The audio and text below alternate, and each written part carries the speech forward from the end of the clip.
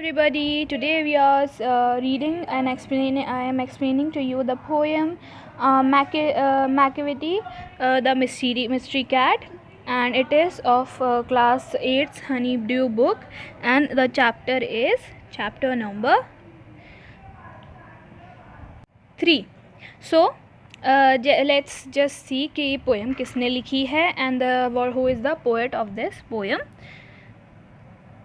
सो ये पोएम लिखी है थॉमस टॉन्स एलियट OM, जो कि पैदा हुए थे 26 सितंबर 1888 को, और वो उनकी डेथ कब हुई 4 जनवरी 1965 को उनकी डेथ हो गई थी. Okay, what is the name of this poet? That is Thomas Stearns Eliot OM, जो कि कब पैदा हुए थे 1888 में, और उनकी डेथ हुई 4 जनवरी 1965. And he was a poet. उन्होंने पोम्स लिखी हैं, उन्होंने एसेज लिखी हैं. वो पब्लिश करते थे लोगों की बुक्स को, मतलब जब लोग बुक्स बनाते हैं तो उनको दूसरों तक पहुंचाने का काम भी करते थे. वो प्ले राइट्स भी करते थे. प्लेज जो होते हैं, जो कि नाटक वगैरह होते हैं, वो भी लिखते थे. वो एक लिटरेरी क्रिटिक भी थे और एक एडिटर भी थे. तो मतलब ये बहुत ज़्यादा वेल रिनोन थे. इतने सारी उनके पास टैलेंट्स थे. ये क्रिटिक भी थे. ये लोगों की जो बुक्स हुआ करती थी उनके अंदर जो कुछ गलतियाँ हुआ करती थी उनको भी क्रिटिसाइज़ करके सही, मतलब उनका सही करवाते थे.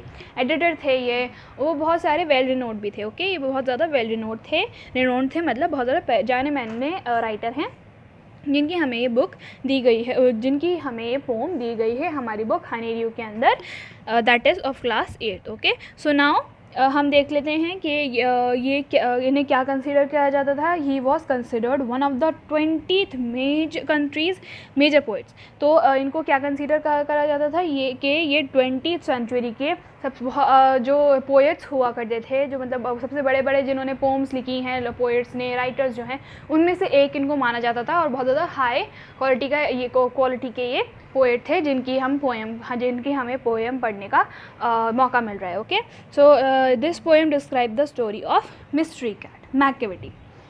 ओके, अब देखो ये पोएम के अंदर हम क्या पढ़ेंगे कि हम एक स्टोरी पढ़ेंगे किसकी, एक मिस्ट्री कैट की, एक मिस्ट्री बिल्ली की, जो कि बहुत ज़्यादा मिस्टीरियस सी है, बहुत ज़्यादा जिसे कहते हैं बहुत ज़्यादा मिस्टीरियस है. और जिसे क्या कह सकते हैं हम, मिस्ट्री को हिंदी के अंदर हम बोल सकते हैं मिस्ट्री को बहुत ज़्यादा छुपी रस्म कैट है. उसका नाम क्या है? मैकेविटी.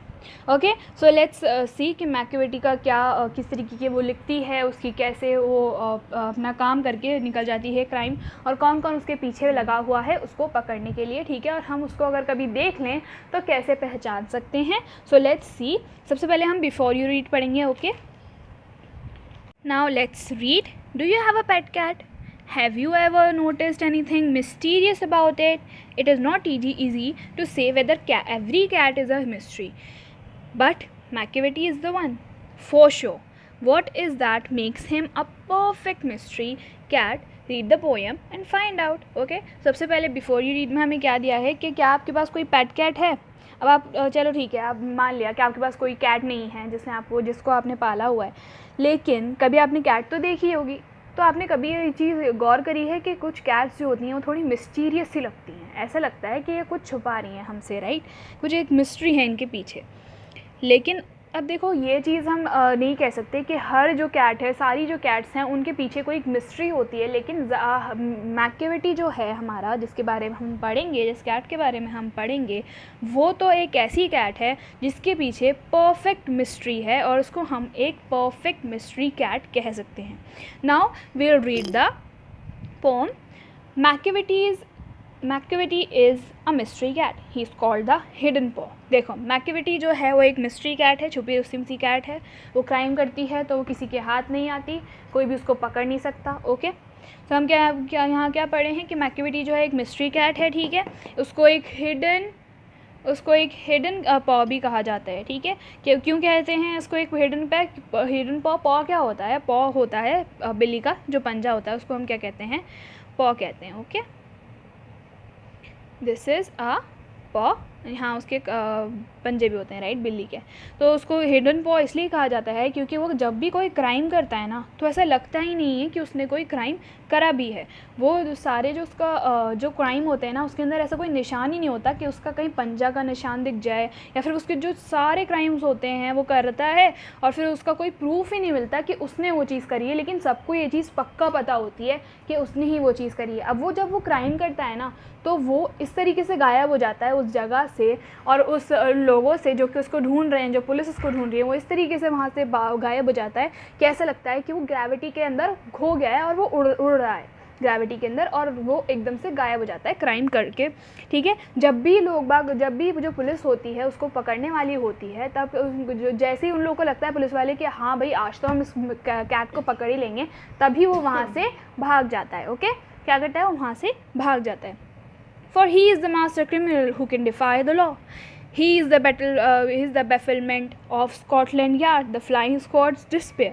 ठीक है, अब देखो इसको क्या कहा है, इसको एक मास्टर क्रिमिनल कहा है जो कि लॉ को भी डिसोबे कर सकता है। डिफाई का मतलब होता है डिसोबे करना। ओके, सो ये जो कैट है ये ऐसा एक मास्टर क्रिमिनल है, इतना बड़ा क्रिमिनल है ये कि ये लॉ को भी डिसोबे कर जाता है। और ये स्कॉटलैंड यार्ड किसको कहा जाता है, स्कॉटलैंड यार्ड कहते हैं इंग्लैंड की पुलिस को कहते हैं स्कॉटलैंड यार्ड। ओके, क्या किसी कहते हैं इंग्लिश जो पुलिस होती है ना, इंग्लैंड की जो पुलिस है, स्कॉटलैंड के, इसलिए जो सारी जो पुलिस होती है ना, वो जो स्पेशल फोर्स जो होती है जो कि मैकेविटी को पकड़ना चाहती है, वो लोग कहाँ पे इकट्ठे हैं, वो सारे मेन उनका जो ब्रांच है वो कहाँ पे, स्कॉटलैंड में है। तो इसलिए यहाँ पे क्या लिखा गया है, स्कॉटलैंड यार्ड।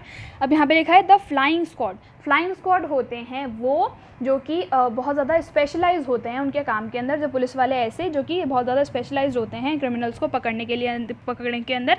लेकिन तब भी वो जो कैट है वो उनको डिस्पेयर में डाल चुकी है क्योंकि वो उसको पकड़ ही नहीं रहे। डिस्पेयर का मतलब होता है देख के वो बहुत ज़्यादा फ्रस्ट्रेट हो गए हैं। किससे हो गए हैं वो फ्रस्ट्रेट? वो हो गए हैं मैकिवेटी से फ्रस्ट्रेट हो गए हैं, या फिर वो बहुत ज़्यादा परेशान हो गए हैं मैकिवेटी से। Okay, for when they reach the scene of crime Macavity is not there.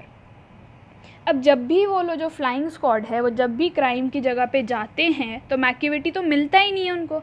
मैकिवेटी there is no one like Macavity. अब देखो यहाँ पे जब किसी चीज़ का रिपीटेशन होता है ना, यहाँ पे देखो यहाँ पे कैसे मैकिवेटी का रिपीटेशन हो रहा है, मैकिवेटी।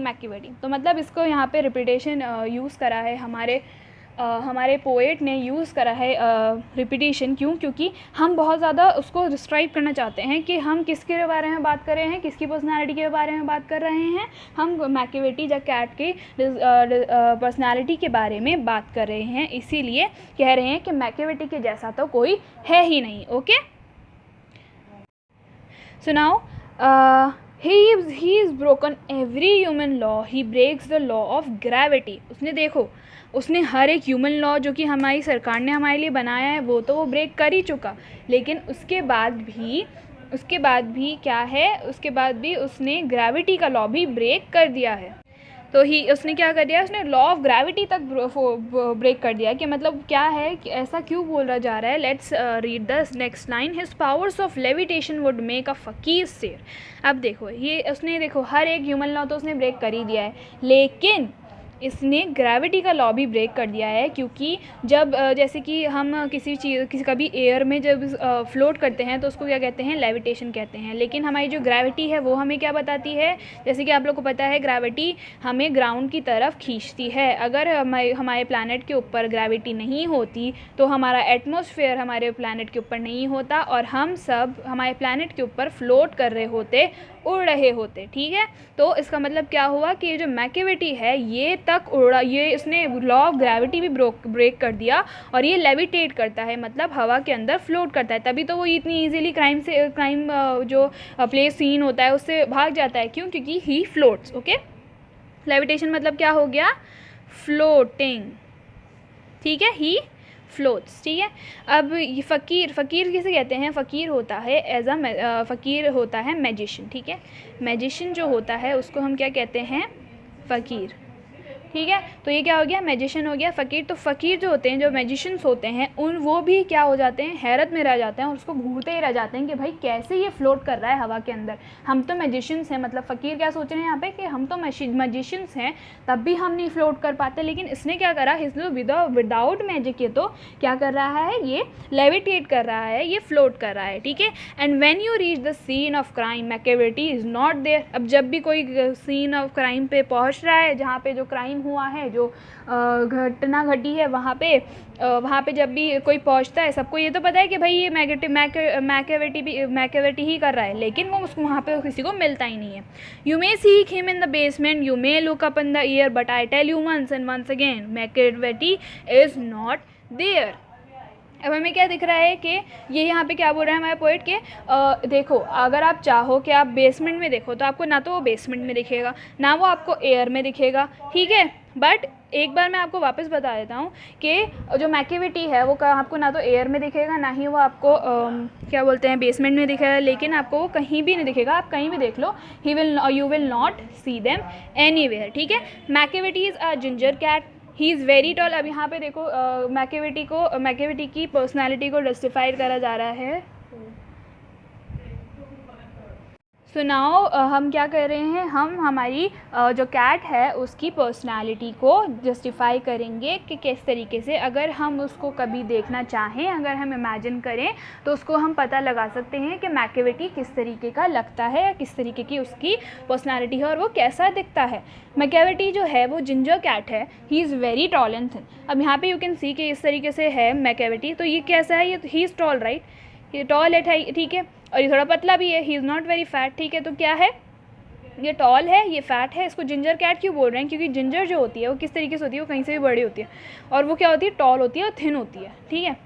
जिंजर्स ऐसी होती है ना, अदरक, तो इसीलिए यहाँ पे इसको किससे डिफ़ाइन करा है, जिंजर से डिफ़ाइन करा है। And you would know him if you saw him for his eyes are sunken in। अब देखो, अगर आप उसको देखोगे तो क्या होगा, आप उसको पहचान जाओगे, क्यों, क्योंकि से उसकी आइज़ है ना वो बहुत ज़्यादा क्या हैं, अंदर घुसी हुई हैं, ठीक है। उसकी आइज़ कैसी हैं, अंदर घुसी हुई हैं, वो थोड़ी सी डार्क सर्कल्स हैं उसकी आइज़ के नीचे, और थोड़ी सी वो क्या है, गड्ढों के अंदर हैं थोड़ी, ठीक है। उसके बाद हम क्या देख रहे हैं, हमने देख लिया कि कैसा वो दिखता है, वो थोड़ा सा टॉल है, वो थोड़ा सा थिन है, ठीक है। फिर हमने देखा कि हम उसको कैसे पहचान सकते हैं, क्योंकि उसकी जो आइज़ हैं वो इट इज़ sunken in, मतलब वो घेरे के अंदर हैं, आँखों के घेरे के अंदर है, ओके। डार्क सर्कल्स हो जाते हैं, वैसा है उसकी आइज़ के अंदर, ठीक है। His browse is deeply lined with thought, his head is highly doomed. अब देखो क्या होता है कि मैकेविटी की जो आईब्रोज़ हैं ना वो कैसी हैं, वो यू करके हैं, ठीक है। अब जब किसी की आईब्रोज़ ऐसी होती हैं ना, तो उसका मतलब ये होता है कि वो बहुत ज़्यादा थिंक कर रहा है। तो इसीलिए यहाँ पे क्या बोला है कि his browse are deeply lined. इसकी ब्राउज देखो आप लोगों को दिख रही होंगी यहाँ पे किस तरीके की हैं, डीपली लाइंड सी हैं। और ऐसा क्यों है, क्योंकि ही इज़ ऑलवेज थिंकिंग कि किस तरीके से उसको जो क्राइम सीन है वहाँ से फ्ली करना है, भागना है, राइट। तो इसीलिए यहाँ पे जो ब्राउज़ हैं उसकी वो थोड़ी वरी वाली सी दिख रही हैं, ठीक है। तो उसकी ब्राउज़ क्या है, वो थोड़ी सी डीपली लाइंड है, ठीक है, ऐसी वी शेप के अंदर है। और उसका जो हेड है वो थोड़ा डोम जैसा है। डोम क्या होता है, जैसे if you have seen a mosque, तो उसके ऊपर ऐसा एक डोम बना रहता है, ठीक है। तो उसका जो हेड है ना वो किस तरीके से है, उसका हेड एज अ ट्राइंगल उसके अंदर है, शेप के अंदर। ये मैं हटा देती हूँ, ऐसा नहीं होता डोम, ऐसा थोड़ा होता है, ठीक है। आपने कभी मॉस्क वगैरह देखी हो, मस्जिद देखी हो, तो यू मस्ट हैव सीन कि किस तरीके से हमारे जो डोम्स होते हैं वो ऐसे बने हुए होते हैं, ओके। तो उसका हेड किस तरीके से है, डोम की तरह है, ओके। डोम्स क्या होते हैं, जो मस्जिद के ऊपर गुंबद वगैरह बनी रहती है, या फिर टेम्पल्स के ऊपर जो गुंबदें होती हैं उनको हम क्या कहते हैं, डोम्स कहते हैं, ओके। सुनाओ, his head is highly domed, his coat is dusty from neglect, his whiskers are uncombed, he sways his head from side to side with movements like a snake। अब जो मैकेविटी है ना वो क्या है, हर वक्त वो देखो थिंक ही करता रहता है, तो उसके पास कहाँ क्लीन रहने का टाइम होता होगा। तो उसका जो कोट है वो किस तरीके का है, बहुत ज़्यादा गंदा सा उसका कोट है, उसमें बहुत सारा क्या लगा हुआ है, उसमें बहुत सारी धूल लगी हुई है, उसका जो कोट है वो पूरा धूल से भरा हुआ है।